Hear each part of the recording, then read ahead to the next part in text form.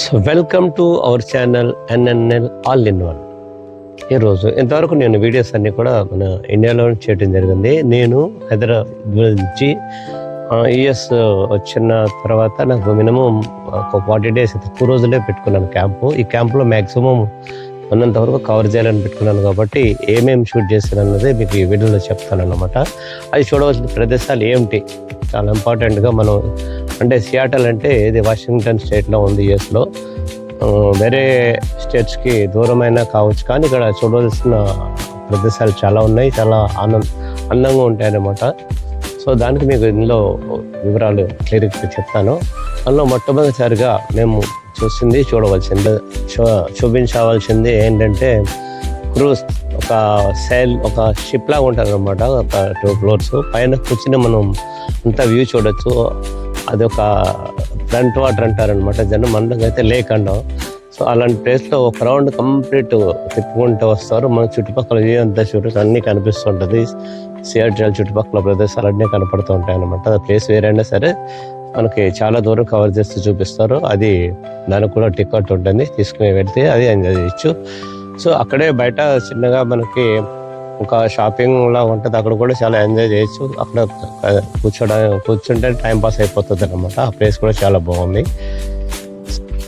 So నేను ఈ వీడియోలో ఏదైనా సరే వీడియోలో చూపిస్తున్నప్పుడు నేను చెప్పడం మర్చిపోతే మాత్రం అక్కడ నేను టెక్స్ట్ వేస్తున్నాను అనమాట. అది ఏంటన్నది అది స్కిప్ చేయకుండా చూస్తే మాత్రం మీకు అట్లీస్ట్ నేను చెప్పిన వర్డ్ మిస్ అయినా ఆ టెక్స్ట్లోనే మీకు కనబడుతుంది అనమాట. అందుగురించి ఫస్ట్ నుంచి చివరి వరకు చూస్తే నేను చేసిన ప్రయత్నం అందరికీ రీచ్ అవుతుందని చెప్పి నేను ఎక్స్పెక్ట్ చేస్తాను అనమాట.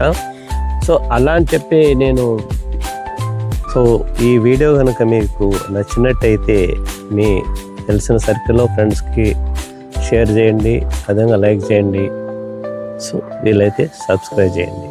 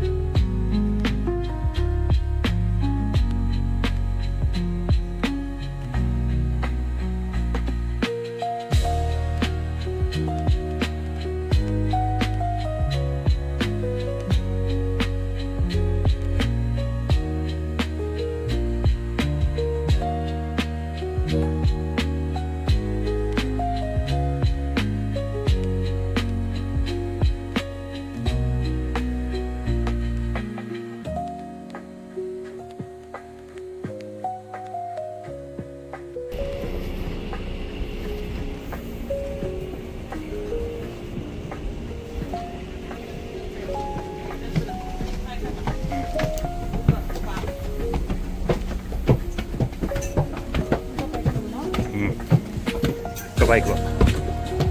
Papa, bike.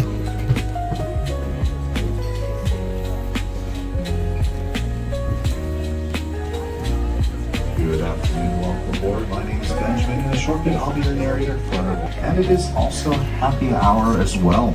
For details on the happy hour specials, look for that little flyer right in front of the bar here.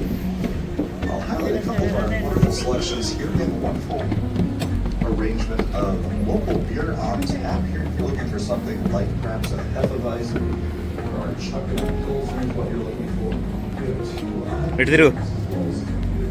Nanny's Pale Ale, which is Seattle's favorite, tens of years running now. We round that selection out with a blueberry.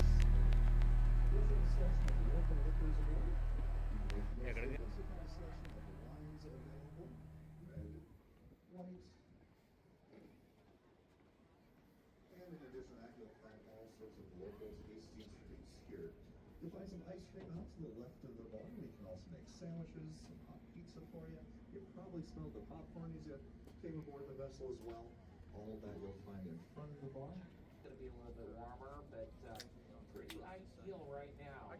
So anyhow, some quick safety information for you. You need to know that the boat you're on, the Sailors Explorer, is fully licensed and certified by the Coast Guard for commercial passenger service. For a 500 passenger boat, you'll find their life jackets in both child and adult sizes. Located on 3 decks. Decks 1 and 2 are primarily underneath the back of the boat. Very easy to find. A number of doors, all single occupancy, very similar to what you'd find on a commercial aircraft. And that's pretty much that. If you look off to the right, starboard side, we got the Good Time 3. They're getting underway on their own cruise, doing what we call the Summer Views cruise. And of course, you are on the harbor tour, so we're just all out on LA Bay having a good time. Pretty much it. Ben just joined me up here at the Wheelhouse, getting ready for our departure. He'll give a blast on the horn as we pull out of the slip, and then be jumping on the microphone and pointing out. Aquarium, member of the aquarium. Whenever I get out of work early, sometimes I enjoy dropping by there for a couple hours. And in addition to the building you see here, they've recently opened up an annex. An ocean pavilion just across the walkway behind with jellyfish that can circle around you, lit by different color changing LEDs, kind of fun there. And of course, these sea otters and all of the city now. And up at the top of those, you'll be basically arriving at Pike Place Market. Who's been to Pike Place so far? Excellent. One of my mother's favorite places to visit when she's in town. As well as Kell's Irish Pub, one of Post Alley. Theatergoers in the 90s would stick their gum on the wall before going into the theater. That took on a life of its own. The first time they cleaned the gum wall, they took over a literal ton of gum off those brick walls there. Led to it being considered the second Germaniest tourist attraction in the world, next to the Blarney Stone in Ireland. I mentioned the Blarney Stone in Ireland because there's a bar named the Blarney Stone up there that's perfectly fine. Now the brick line portion there, the gum wall, definitely a popular place for people who want to leave something of themselves in Seattle. This is one of our 3 cruise ship terminals here. This is the Pier 66 cruise ship terminals. The cruise industry is big and growing in Seattle. Anyone here from or for an Alaskan cruise? All right, welcome. We'll wait for that helicopter to fly over here. Now, our cruise industry here doesn't run year-round because when it gets towards the winter, well, the days are pretty short up in Alaska to get those Gulf of Alaska lows, those big storms forming up there. So it kind of takes a hiatus, and about May or so, we'll start seeing those cruise ships showing up again. And even today, earlier, we had one of those Norwegian vessels here that's off the dock and headed up towards Alaska currently here. Just beyond that, though, is one of my favorite things to talk about. Now, 1962 was a big year for Seattle. We hosted a World's Fair here. Now, Seattle in the 1960s is not the Seattle we know today. That really helped put us on the map. Nearly 10 million visitors for that World's Fair. Now, why not build them a hotel, some place to stay, make a little money off of those visitors?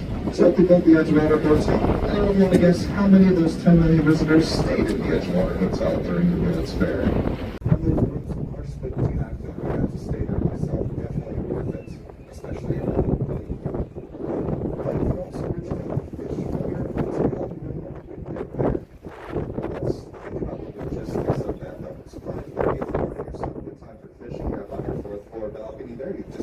that perfect catch, and you're reeling it in. That's just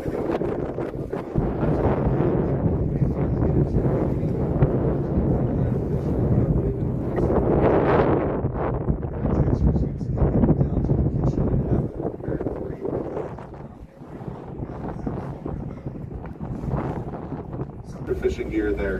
It was taken at the Edgewater Hotel, really put it on the map as a rock and roll hotel.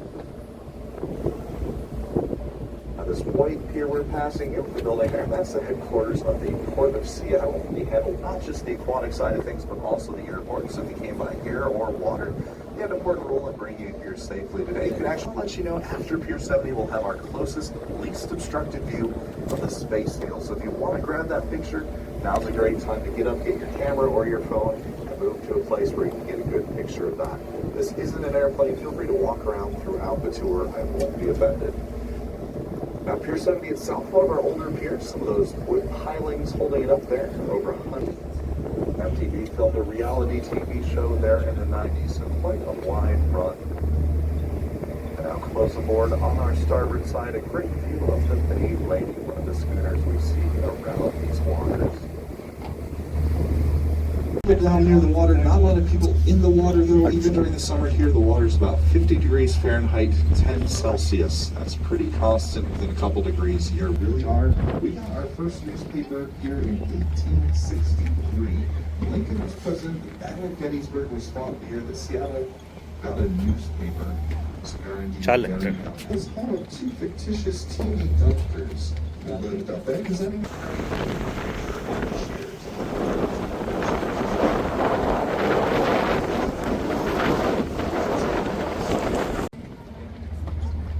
Just forward of that, it's hard to miss this next vessel coming down the starboard side here, named London 2012 here. This is a bulk carry loaded into the steel cargo holds here. You might be wondering, why cattle grade grain in Seattle? We don't really grow it here. It's grown across the mountains in eastern Washington and throughout the US Midwest and beyond. The reason is, basically, we're kind of ideally located as a port city. By Great Circle Route, 3 days closer to the destination areas of this bay. To operate a vessel like the London 2012, cost off the transit time is real savings for everyone involved. So they bring the grain out here, you put it in the silos, bring it up the conveyor belts, and then gravity feed it into these cargo holds here. Paint that prevents marine growth on the hull, so it slows you down and costs money. Smith Cove here, named after Dr. Smith, one of our settlers in the 1850s, looked at this area, said we should probably put in some docks and railroads, make a nice connection there, and that's served us well ever since. Had this as a Smith Cove named in his honor. The first pier here, Pier 90, is where a lot of our larger fishing vessels will dock. Those factory trawlers, factory processors, vessels that can basically cut up, process, and flash freeze the fish right as it's caught and brought aboard. If you're interested in the smaller fishing vessels, the Devil's Catch type of craft, forgive me for geeking out about a little bit, that originally was a naval auxiliary vessel. It was an oceanographic vessel for the Navy there. The USNS Maury, named after Matthew Fontaine Maury. If there were two Americans who really contributed to American sea power, I would say, on the research side of things, would be Daniel Bowditch and Matthew Mason. That was originally named after him, who's been since turned into a train. The next stop here, currently empty, because those cruise ships again are headed out to sea a little earlier. Standing views of the Seattle skyline there. We'll have those as we cross the bay here for quite a while. So I'm going to hop over to the starboard side of the vessel to point out a couple of things over there. Sometimes people ask, where's the Pacific Ocean? The easiest way to get there is if you look off the right side of the boat, you'll see some mountains hiding in amongst the clouds there. That's actually the Olympic Peninsula out there. Those are the Olympic Mountains. If you were to basically fly over top of those, you'd reach the Pacific Ocean out there. But there's the peninsula there, so to get there by boat is a lot longer of a trip, about 120 nautical miles, about 125 car miles to get there.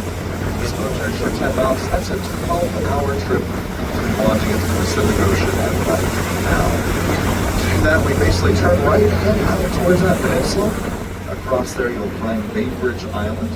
Bainbridge Island is a kind of a bedroom community. A lot of people live there, work downtown, commute by ferry. Bainbridge Island is also the home of pickleball. A couple old things out there. We'll talk about Bainbridge Island a bit more later. But before we hit Bainbridge Island, we turn right again, be heading north to get around that peninsula, past places like Edmonds, Everett, get into Admiralty, and then make a left turn through the Straits of Juan de Fuca. And about, 5 a.m. or so, we finally make it out to the Pacific Ocean dock. Straight. Where we're at right now, about 300 feet of water under the keel right now. There's అక్కడికి actually వెళ్ళొచ్చు. a 100 fathom, అక్కడికి there's a వెళ్ళొచ్చు. 600-foot curve here. అక్కడికి వెళ్ళొచ్చు. The bay, that's how deep it can get out here. The average depth out there in Puget Sound as a whole is about చెప్తారా అన్న? 600 feet with spot depths over 900 feet. That's pretty difficult to get feet tall. That's the average depth. Puget Sound. That is the height of the Space Needle. Now, the Space Needle was built for that 1962 World's Fair, like the Edgewater Hotel. Unlike the Edgewater Hotel, they opened on time at the World's Fair, but just in time, parts for the elevator system arrived the night before they're supposed to open, so there's been one night installing those. They made it kind of a centerpiece of the World's Fair, not intended to be a practical building, but an inspiring one there. It was a little spindly. Sometimes people are kind of nervous about going up there, but it's actually designed to withstand a 5.1 earthquake on the old Richter scale. Winds of over 200 miles per hour. To put that in perspective, a 200-mile-per-hour wind is well beyond the threshold for a Category 5 hurricane force wind. That's a pretty robust. The laser music shows for everything from death to art. Pink Floyd, Taylor Swift, and beyond. Tallest building. There's kind of two that look like they're competing there. The Mirror Building in the middle, built on a hill, is cheating. First World War in Europe, that's the tallest building west of the Mississippi, which again really puts in perspective how young the West Coast is here. It's built by the Smith family. The Smith family got their money from.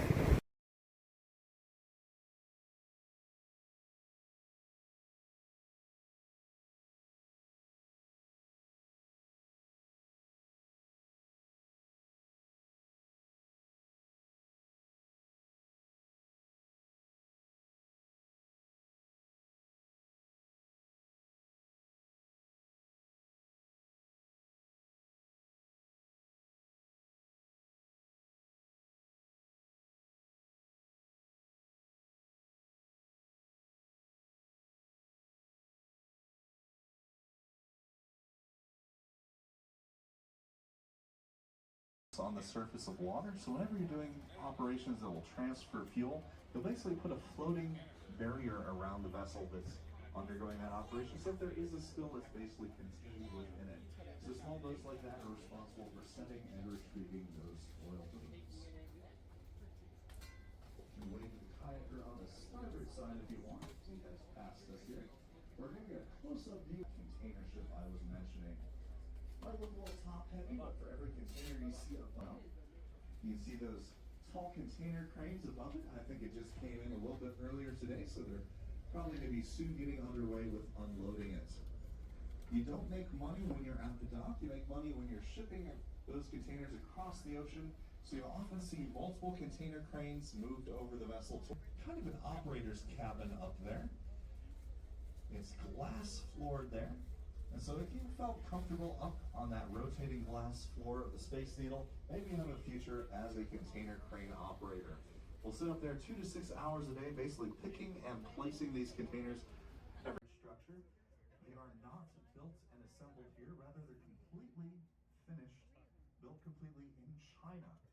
They're actually welded to the deck of a heavy lift vessel and brought across the ocean as you see them there and delivered in full. It takes a couple days, sometimes even a week to deliver them because you have to wait until the tide's at the right height to roll them over onto the dock there. So it's an impressive thing to see. We got to see that last year in one of the waterways.